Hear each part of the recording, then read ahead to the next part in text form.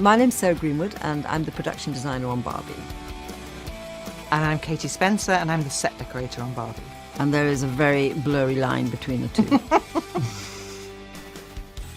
A production designer is responsible for the visual part of the storytelling of a film, for the film Barbie. Everything that is in front of camera has to be real so that you as a viewer will watch it and go, that's there, that's built, that is this kind of authentic artificiality. A set decorator varies from a production designer in fact that they don't draw or build the sets, but once they're drawn and built, they would furnish the sets, they would populate the sets. I always say, like, if I was in somebody's house, it's everything that can move. All the furniture, what's on the walls, what's on the floor, anything that gives character to a set that's been built. Katie and I have worked together for over 25 years, which is a long time. When we're designing sets for Barbie Land, it's like something we'd never done before. There's so many questions about Barbie Land and what is it? What are these dolls? Are they going to be plasticized? And then as soon as you speak to Greta and she just says, no, it's this. And you go, of course it's that.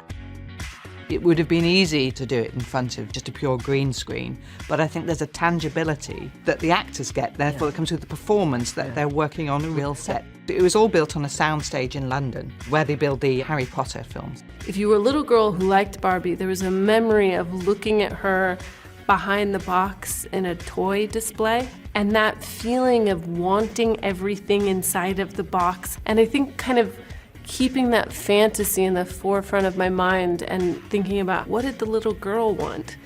It was like brighter pink. Here we go, Barbie day one.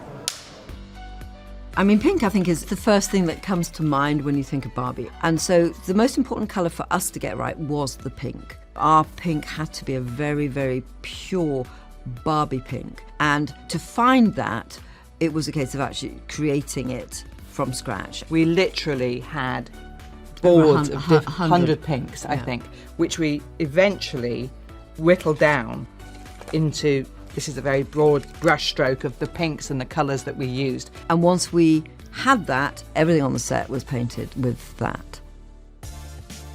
Sets work as a whole, and one of the critical things that we got into was this whole idea of everything being painted. We have the Barbie circle where we have the 4 houses and the tree house. Anything inside that, the palm tree, is all 3-dimensional. And when you go behind the wall, the second and third layer of palm trees are 2-dimensional. And then you have the mountains. They look like truffles because they were painted in kind of orange and purple. And then we create the sky. And this sky goes around the whole set. So that is your contained world. And Greta really wanted was this feeling of containment to the whole set. The main set that evolves through the story of the film is the Barbie Dream Houses. You know, there's lots of dream houses and there's lots of styles that it's gone through, and we're not reproducing a Barbie dream house. That is not what we're doing. The dream house that we created was created for the film Barbie. Oddly enough, neither Sarah nor myself had a Barbie growing up. So we came... Deprived. We were deprived. It was a very, so we had no toys. Yeah. So we bought our first dream house and we assembled it. We were playing with it, and you go, she seems very big in this dream house, you know, so she puts her hand up, she doll can touch the ceiling. We're not going to shrink Margot, we're not going to shrink Ryan, they are going to remain human size. So I think we just need to do something a couple of times and then the audience will believe us and we can take them on that journey. You know, something like that she would do, and it has to be the hairbrush, so it would give her the right scale and things like that. The furnishings in general for the Barbie Dream House were nothing like we've ever had to do before in a film. What Greta said initially was, you have to have the feeling that a child has when it opens a toy box that you're not disappointed. So the hard thing here is how to get that feeling into the interiors of the dream house. So working down from the top of the dream house, her bedroom, the bed itself was heart-shaped. We wanted to make that like the birth of Barbie. So we made the headboard in reference to Botticelli's Venus, with like she's coming out of the shell. And also we knew there's this shot where Margot takes her foot out of her shoe and her heel remains up.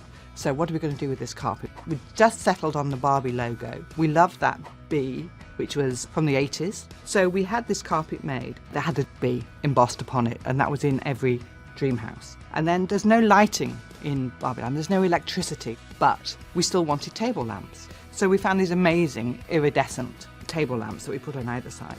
And also, this idea that the house was open totally meant that you didn't have walls or wallpaper or what normally hung on walls. In fact, your walls were cross-shooting into all the other houses, which is partly why we set it on a circle, so that you can always kind of look into the other houses. And so then we go the next floor down, which is her wardrobe and her shower room. It does have stairs. Now, there's a story behind the stairs. Yeah. So I was going to say, it doesn't have stairs that we feature. There are stairs in it, but they were all hidden within the architecture, because you don't have stairs in Barbie dream houses. We didn't use any chrome in Barbie Land, so as well as the pinks, we had to make our own colour for chrome, which you see in the Barbie car and all over the place. And we got the wardrobe. What Greta wanted was she wanted Barbie Margot to open the wardrobe doors to look in, and then she would then suddenly wear what she was looking into. So we put magnets on everything on the back so that it would hold the handbag, it would hold the lipsticks that we made, it would hold all that, so it would look like a toy but it still look beautiful. So in all the photographs of the dream house, you see the stone chimney breast that goes all the way through the house, right up through the bedroom. We thought, well, where are we going to put the fridge? We'll put the fridge in the chimney breast because you can, because it's a toy. You would never do that. And the fridge door is actually part of the chimney breast, so it's like a hidden fridge. door. Then we come outside. What I've always loved is American mailboxes. So each house had a different mailbox, and it was in the shape of a bird. Margot got the flamingo, then there was a heron, and then there was a kingfish. And the back of the mailbox is also a charger for her car. I tell you, the thing I am most proud of is the little tree house that's on the set. We had such fun building that, and that was a thing of real beauty.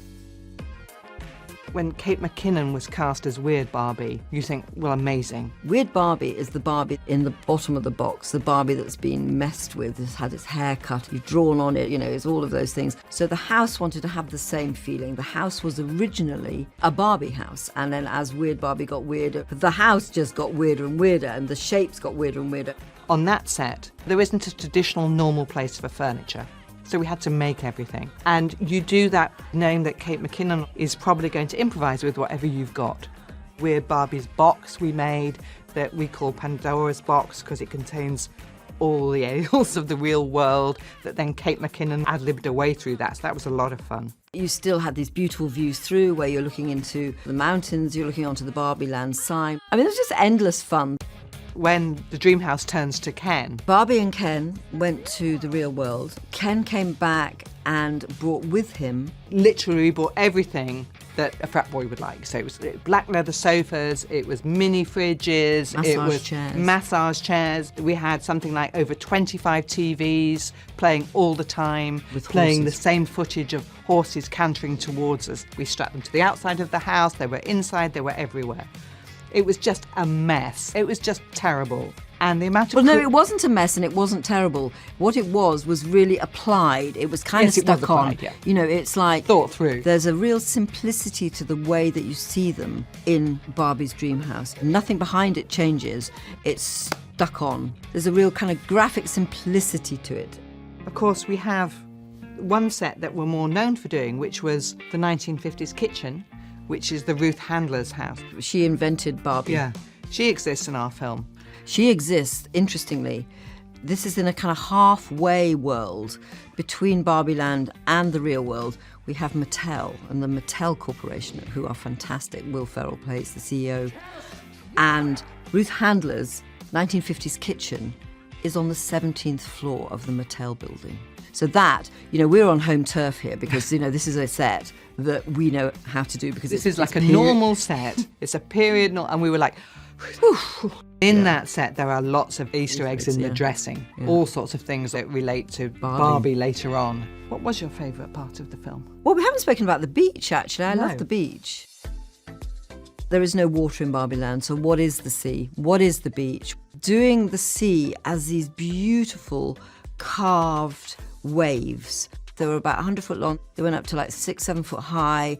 And the sand, of course, in Barbie Land is this beautiful pale pink. And then you have the water comes in and goes back out, so you have the foam. But to actually make a lighthouse, it was physically there, but it was in semi-3 dimensions and it was scaled down, but it looks enormous because it's at the end of this rocky peninsula where you've got seahorses being carved out of the stone. Behind the beach, you have the row where you have all these incredible shops like Barbie, Dales, and Naming them was like a lot of and the fun. whole graphic look of it. And that's what we made when you're looking back up the beach away from the sea. You're just seeing all of those beautiful miniatures. You know, I mean, it's just like we might not have had Barbies, but all these childish things that you want to do that you can put into these sets. It's just incredible because you can actually just create these amazing things that are just really, really good fun. I think working on Barbie, there was some infectious joy about it, and it filtered down, I think, from Greta. She was always upbeat, and her enthusiasm of the sets, of the places, transferred itself to the actors, the crew, and everybody. It's such a great thing because it's a very pure, honest kind of film as well. I got a question for you. You can take one thing home from the Barbie movie. What would it be? I think it would have to be the pink slide. I'm going to take Weird Barbie's cat. Yeah. Because I would talk to it.